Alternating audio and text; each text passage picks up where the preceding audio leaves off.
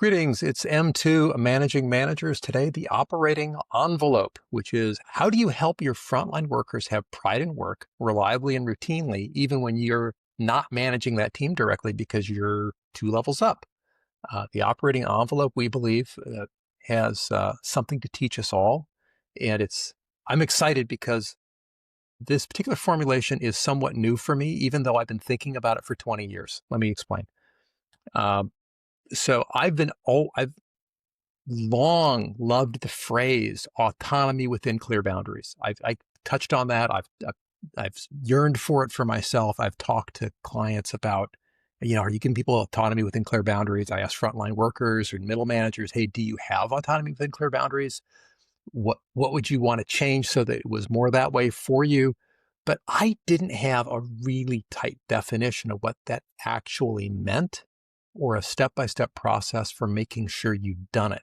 It was more of a feel than a really crunchy specific how-to. And I always felt like I wasn't quite as far along as I needed to be. And it was always an area of, I don't know, discontent or unease for me. Like I knew I wanted to get there, but I wasn't sure how to help myself or others get there. And then I read something by Richard Clayton and Stefan Norval. Each wrote articles on a very related topic, and in fact, the word operating envelope came from one of the two of them. And I thought, oh my God, I think I finally have it. And I stayed up late earlier this week writing an article, which we'll be sharing some slides from. I wrote a carousel for LinkedIn describing what it means to have an operating envelope. And the reason you would want one is because I believe it maximizes people's ability to have pride in their work, and it lowers the amount of supervision you have to do of that team and increases the team's speed and autonomy within clear boundaries, which is this cool thing that I claim you would like to have. So that's my run-on sentence introduction. And before I start showing slides, Jim, thoughts, comments? Yeah, why don't you, I think everything you said is accurate and more. This concept works fantastically, I think, at the frontline worker, but it really is recursive or fractal and worked at every single level of an organization, every single level where you've got a team that's led by a manager, and then there's a team that's led by a manager above that, and a team that's led by a manager above that. And honestly, the idea of an operating envelope for a leadership team makes just as much sense as it does within. Yeah, everybody needs autonomy within clear boundaries, and just the boundaries change.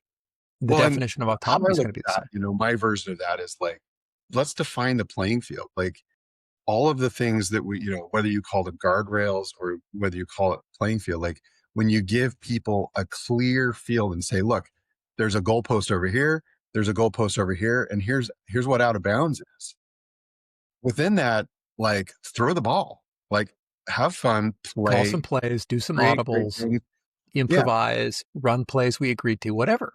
And if something starts to go out of bounds, here's what you do. Now, raise your hand and, ask for help and we'll figure it out. Right.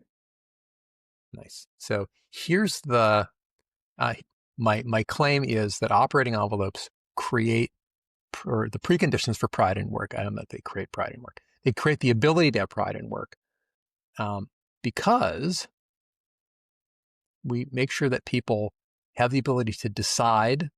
Let's start with frontline workers because it's easiest, right? Does my waiter or waitress have the ability to decide to take action within clear boundaries, to adjust, to own the results?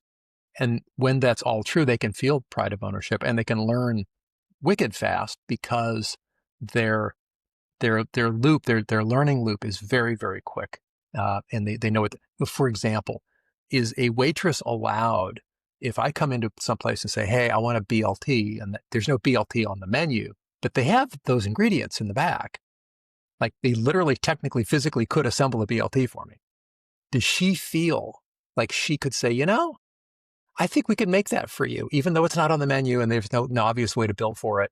And maybe the computerized register will choke on it, but will she do it anyway? And will the cook do it? Like, do they feel that they've got the freedom to go off menu to serve a customer. Yeah, because they understand that the guest satisfaction is the ultimate goal, Right? not be beholden to the Right. menu, Obeying the limits of the menu. obeying the limits of the computer system, right? One of my favorite examples of bad top-down corporate leadership comes from a similar context. So, some chain, they used to sell these half orders and whole orders of barbecue ribs, and people love these things. But then corporate took away the half order of ribs from the computerized menu, but people still ordered it. And so the prices were the same if they'd ordered wings. And so they would punch in wings, but give them what they'd ordered, polluting the data stream to corporate, who thought they were selling a ton of wings and no ribs, when in fact it was the other way around, No. because there was this horrible disconnect. And that's an example of how not to do this, right? When you've got systems and institutional baggage and boundaries that make it hard or impossible for people to act the way they should. So if this is the goal, and I think it is, we want people to have pride in their work. We want them to not have to be supervised all the time. We want them to be able to make intelligent decisions within clear, have clear decision rights within appropriate boundaries that are then set up by presumably the next layer of the organization. So how do you go about doing that, and are you sure that it works? And this is, I mean, you can self-test this by just asking yourself, when you were first starting out in the world, what experience were you looking for as a frontline worker? And when did you feel demotivated? When did you not feel proud of your work? And when did you feel great about your work? And I know for myself, it was when I felt agency, when I felt like I had the ability and I felt confident in the decisions I was making and was able to make decisions because I knew what my boundaries were, really. I didn't know that at the time, but looking back on it, I knew what my boundaries were, and it gave me agency within those to feel confident about the decisions I was making and that I was fulfilling the needs of the customer. So, So if I didn't define what this operating envelope thing is. I think the definition is this: that there's clear goals where it's not ambiguous and it's not mushy. It's not like do your best. That's not a goal. Um, there's clear constraints, boundaries as an escalation paths. And inside the envelope, as long as you're within that envelope, the team is free to run, decide, and learn as individuals and as peers working together. And management handles escalations that go outside the limits, and smaller escalations can happen inside the limits. And management then fixes the envelope definition if it looks like it needs to be changed. And some examples are, Toyota Production System, where if I'm on the assembly line, I literally have the autonomy to pull the andon cord, stop the assembly line, and fix the thing in front of me. And institutionally, the idea is, wow, if we had to stop the line, there's something wrong with our process that we need to improve. It's not that you're a bad worker because you screwed up and we're imperfect. The Google SRE, I actually ran across that. It's on the next page. I go into detail, but that's something I hadn't even heard of before until I started researching this exact thing. And I love that example. Amazon talks about one-way versus two-way doors, that if a decision is easily reversible, go ahead and make it, near the front line. And if it's so not easily reversible, then maybe we need to slow down and have more layers of conversation and more stakeholders involved. W.L. Gore uses the same idea with, is this above the waterline decision or a below the waterline decision? Are we going to put a hole in the hull of the ship? But it's above the waterline, so we're not going to leak. It's like, yeah, give it a try, see what happens. Let us know.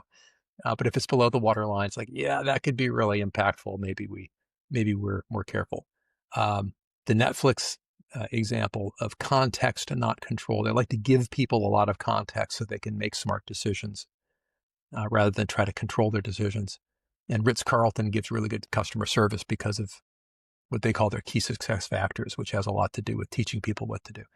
I yeah. stuck with the Google example for my detail, which I want to walk you through and walk the viewer and listener through, because it's well documented, and I think it's specific in an interesting way. So in their example, the goal is you want to balance reliable delivery of, let's say Gmail or the Google Calendar team. Like those are services run by teams, and they want to keep the reliability high, but they also want to roll out new features from time to time. And so how do you do that? And it's not through committee meetings. It's not through escalation to layers of management. They literally have something called an error budget, which is, and their service level objective SLO is not 100% uptime. It's not, because you could go mad chasing that 0.00001% of errors. They have something called an error budget. And as long as it's less than, let's say, one error per 100,000 web requests per, 7-day period or whatever, then you're fine. But if the error rate starts to creep above that, you might need to slow down your release rate.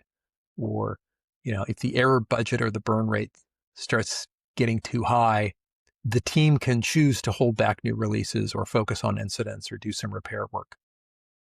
And the boundaries have to do with, well, what is the Gmail service exactly? And how does it interface with other services? Like who owns which side of the line? That comes down from above. What is the service level intention? What counts as good and bad? What is the measurement window? Is it a 7-day rolling window? Is it 14 days? Which kinds of errors are included and excluded? You have to decide that when you're setting up the envelope. Mm-hmm.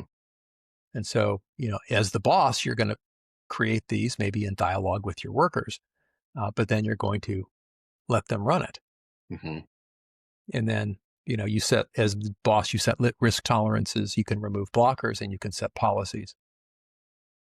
Mm-hmm. And the nice thing about Google's SRE is it's heavily documented. So if you wanted to do a deep dive, you could. And the brilliance of setting that error budget in the context of requiring innovation, like that's the missing link, right? Like if they did not have that error tolerance built in, right, but they said be innovative, that team would not. But every single mistake, you're going to be called into your boss's office. The team would not innovate. And no, we're going to get into how managers break the envelope later on, but that is a classic example of how that envelope gets broken so many times in the real world. In fact, that's probably the next thing to talk about is, okay, see, you're starting to get a sense, and if you want to go, rewind this and play it back or get our guide, you can. But part of how the edges of this thing is how you break it. And managers, and I've done this. Like I try to set things up so it's super clear and, hey, you guys are free to do what you feel is right. It's easy to set up an operating envelope. It's very hard when you're a manager to refrain from breaking it, usually through meddling. And I chose the word meddling because that's the word that Deming used when he talked about management reaching inside of systems and messing with them in ways that made it hard for the system to actually run properly. So this is not an exhaustive list of meddling, but these are examples that are common, and I think I've done all of them at some point. Is you want the team to make decisions, but then you come along and you impose your decision, quote, just this once. Yeah. And okay, so it's really, they're not really actually making the decision anymore. Or I forget or fail to give them very important context that would help guide their decisions. Like, oh, hey, we're cash constrained this month. I really need you guys to make the smallest orders possible. Don't worry about trying to get bulk discounts. I'd either rather you didn't do that. I'd rather we just, always order the minimum quantity from our vendors this month. Like if I didn't tell you that and why that, you wouldn't know. And then I literally know a guy who got in big trouble because he placed a bulk order because he had just been criticized for being out of stock. And he saw that there were some supply chain disruptions coming. So he's like, well, there's one way to fix that. It's order more. All right, stock up on supplies. And then he got reamed out for spending cash. It's like, okay. He did not have autonomy within clear boundaries. And both of these are, in some sense, a mixed message. And mixed messages are very easy to send. Innovate, but don't mess up. Well, how can you possibly innovate with zero risk of messing up? I don't think it's possible. I think the definition of innovation is you try stuff that you don't already know it's going to work. Mm-hmm. Or you're autonomous, just check with me first. Okay, no, then I'm not autonomous. Or uh, one that I loved. I read someone's example. He said that they tell the retail clerks at their department store, customer service is everything, and they start giving people like refunds, and they accept returns without receipts, and they're trying to be kind of like Nordstrom, really generous, and then they get yelled at because it has a budget impact. So then they start getting really tight, and they don't take all of the returns the same way, and they don't you know and they get more demanding, and then they get reamed out. It's like, oh, so and so just complained because the service isn't very good. You guys should know better.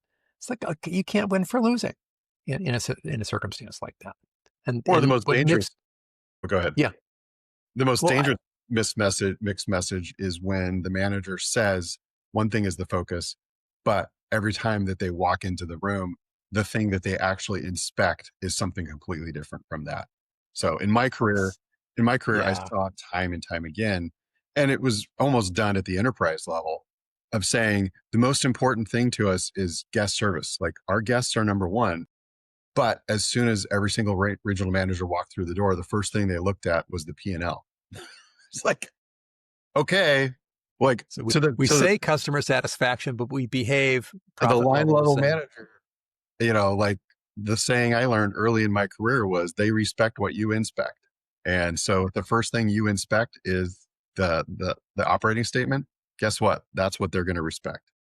yeah, So yeah, because they know they're being judged on it. And this is why.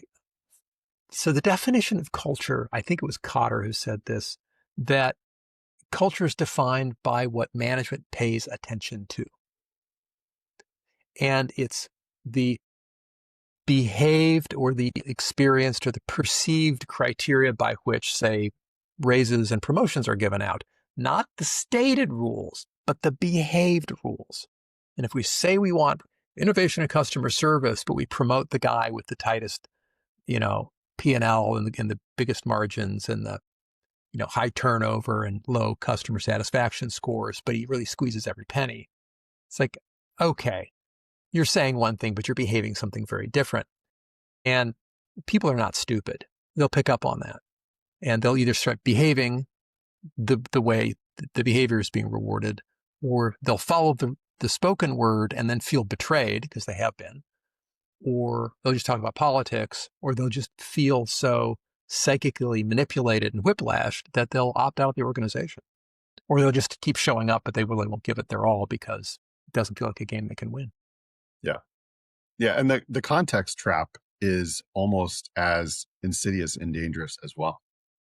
A mistake I made in my career at one point was I was requiring a team, and I was frustrated by them because we had switched from startup mode to more of an ongoing business mode, and they were struggling to hit the cost control numbers. And I was like, why can't you guys understand? Like, we need to control our costs.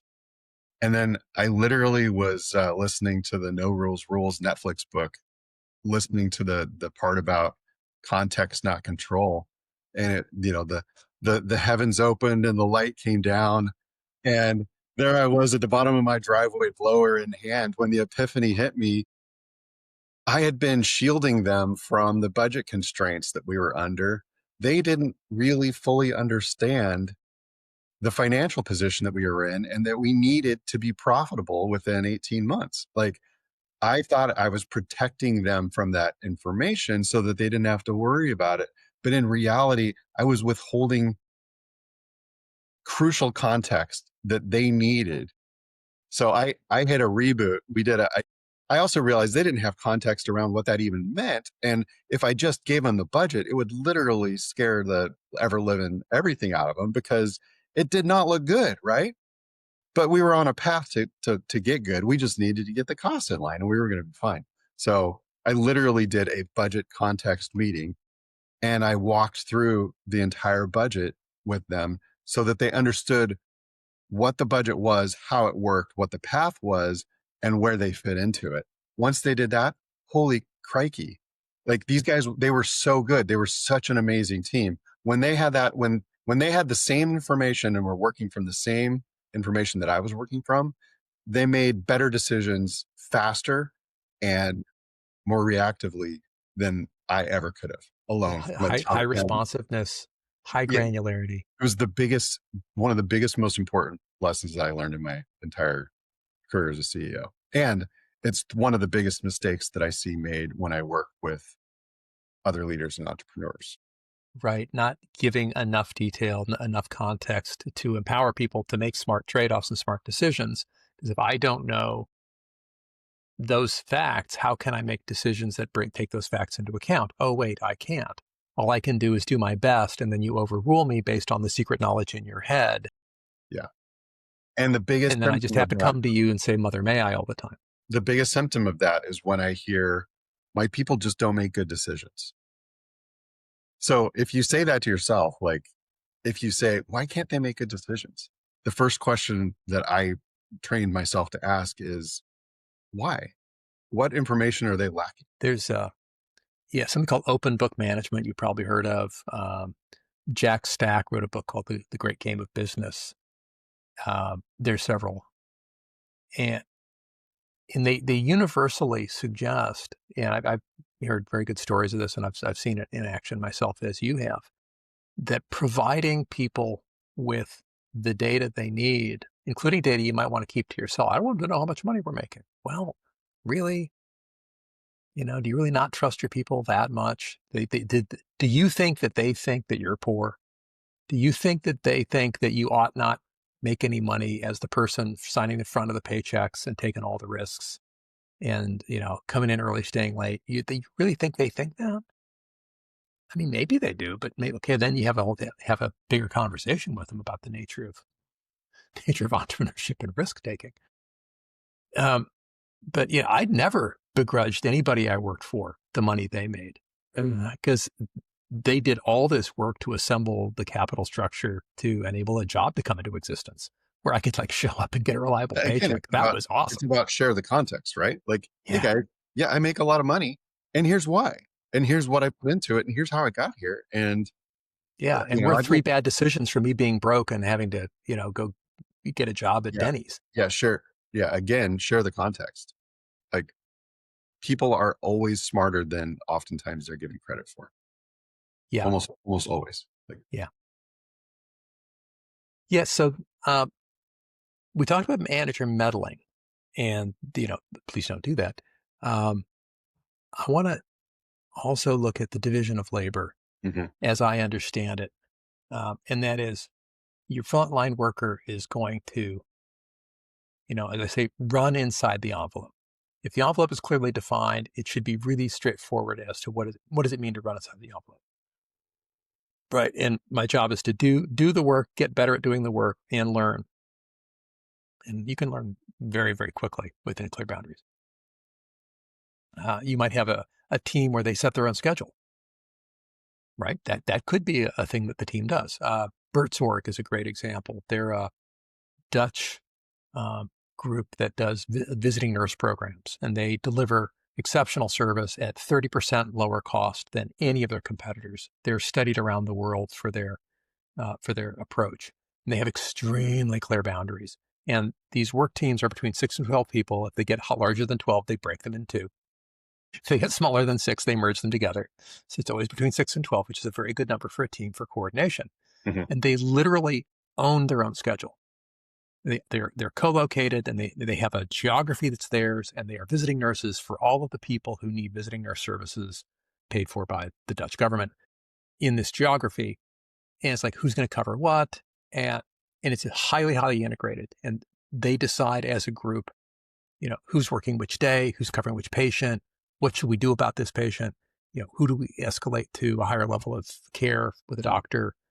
Uh, and that internal coherence and autonomy allows them to operate very quickly with a very high level of service quality.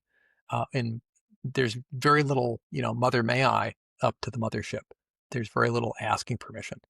Uh, they're allowed to even change their own processes in structured ways.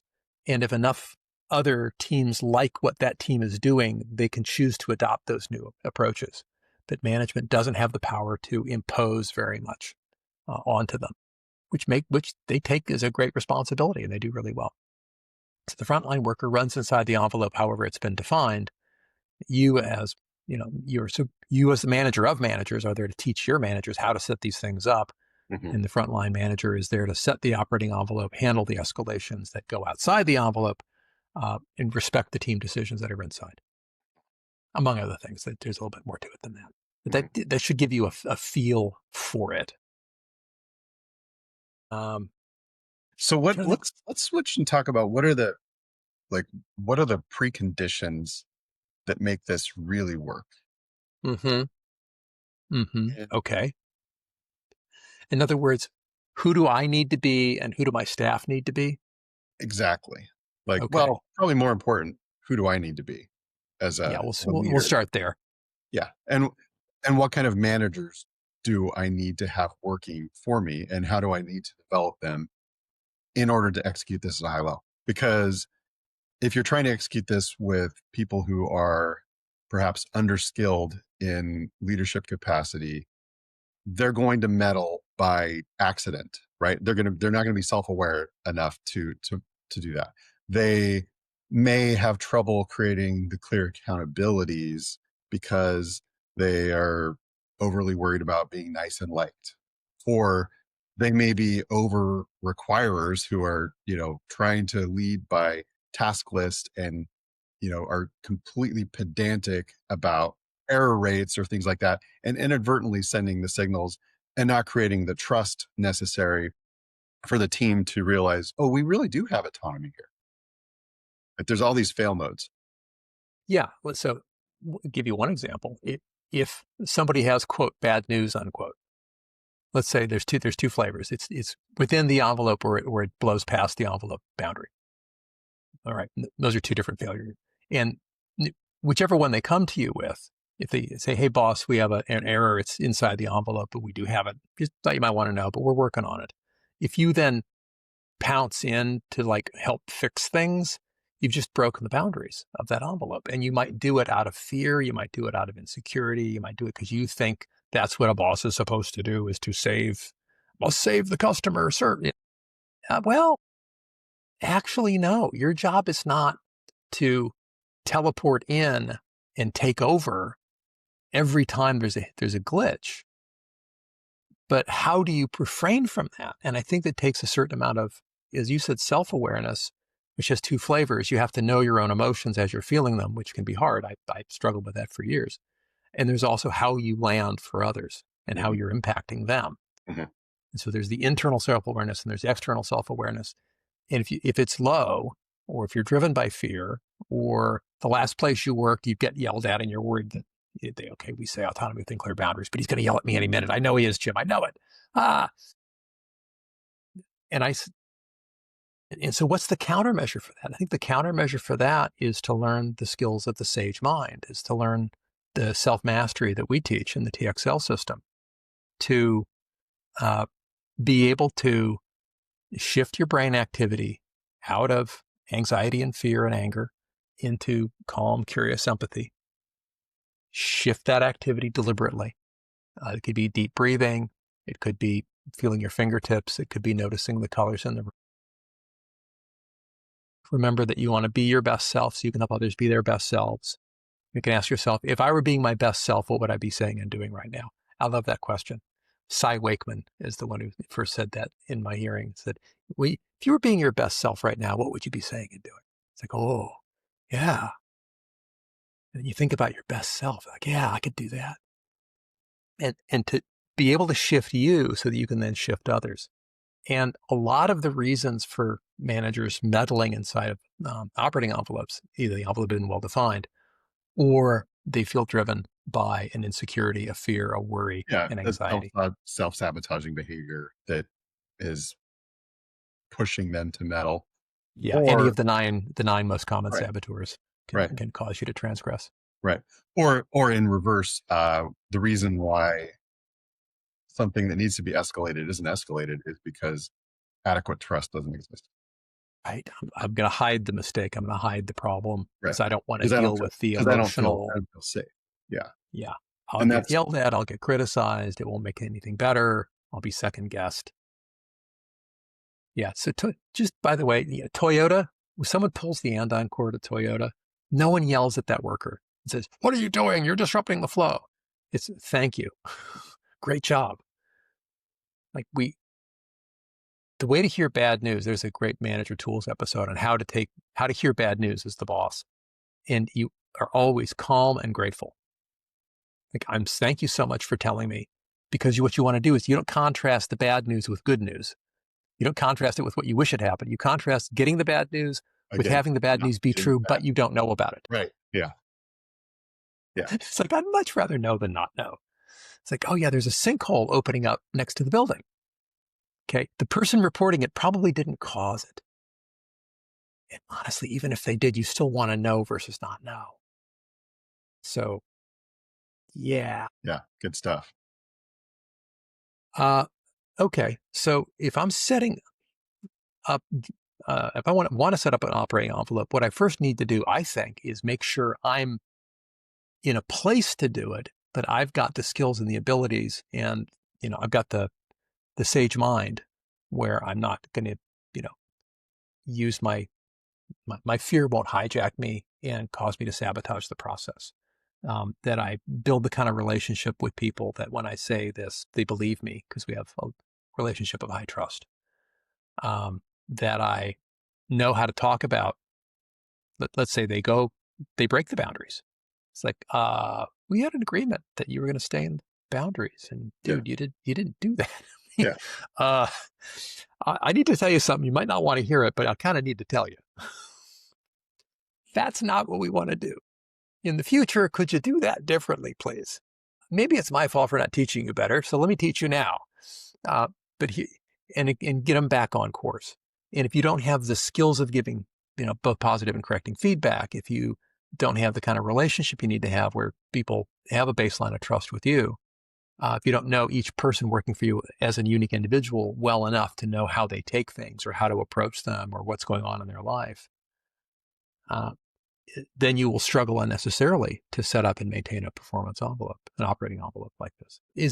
Am I covering well enough the pieces, do you think? Yeah. I think so. I think, the two tools that come to mind that I think we've done an episode on the accountability loop.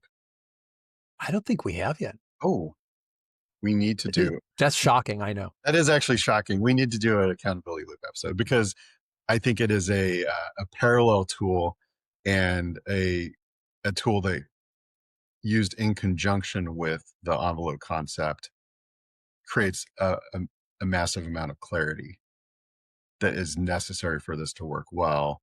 So I think if you combine the operating envelope with the accountability loop and make sure that you've got a good foundation in the transformative leadership mindset, which we have done. I think that was our first or second That was our first. Yeah. episode. Yeah. Then you really are set up for success. Like those are the key building blocks. Yeah. And I'm going to give a quick flyby here on the accountability protocol because it's such a useful tool, and it does support having conversations about setting up and also about using an operating envelope like I'm talking about. Right. In this case, the asker and the doer are, let's say, the customer is asking for something and then the doer is going to do it, or I'm the manager and I'm asking my doers, my subordinates, to engage in this new envelope thing that we've created. There's always an initiation, a request for some kind of performance. There's always some negotiation, make sure we're on the same page and we have a good mutual agreement of performance. Then the doer is going to do the thing that they agreed to do, and they'll have a check-in where they say, hey, I did the thing. And then we're going to have some kind of an acceptance or a debrief where we, report, is the performance accepted? Do we need to learn any lessons from this? Do we need to adjust anything? Because we're going to go around this loop many, many times over the course of our employment. We want to be sure we're on the same page. And that is, that's the model. Yeah. And the key here really is, the context piece of the accountability loop takes place partly in the initiate with the asker making downloading sure enough context. they're describing what success looks like and they're talking through the constraints and the boundaries, right? But Yes. but the most important part of that whole phase is the negotiation phase and giving the doer explicit permission to get clarity around the exact boundaries, constraints, and context that they're going to be agreeing to operate under Yeah. before there's a mutual agreement of acceptance or of performance, I should say. Yep. I think And that's absolutely correct. and that I think relates directly to the process of creating this operating envelope is having that be a two-way conversation Hmm. with the team. Yeah, and I think that the accountability loop, the accountability protocol, it is the language for building and describing and fixing these loops, and that in turn is a set of tools and techniques that can and should be used in setting up operating envelopes and also in Right. discussing, Right, transgressions 'cause or issues. in reality, the operating envelope is just a whole bunch of mutual agreements of performance, Boom. Yes. fractal and Yes. recursive in nature, right? Right. Just a whole Yeah. bunch of agreements, and the accountability loop is the building blocks for how those agreements are created clearly. I think that's fair. Yeah. So Super. And by the way, I did put together a 13-page guide on how to build an operating envelope. So if folks would like a copy of that, you can just get in touch with us and we'll send you a copy of that. And let us know how it works out for you. Any other thoughts, Jim, before we wrap this up? yeah, I'll close and I'll say something bold. I'll say that the concept of the operating envelope is one of the most powerful unlocks that you can make in your leadership journey. Right. Because it is literally about I'm going to come back to my pride slide here because I think it's crucial that when you've got this working, quote unquote, correctly, right? People are deciding, they're acting within clear boundaries, they're adjusting, they're owning the results inside their they have autonomy within clear boundaries. Yes, they feel pride of ownership. Yes, they learn wicked fast. You, as the manager of managers, can look down on this and say, wow, my subordinate manager isn't sucked into daily operations nearly as much as they would be otherwise. They are free to add more value in other ways. They are free to, uh, you know, mentor, coach, teach, um, stay in touch with Right. customers.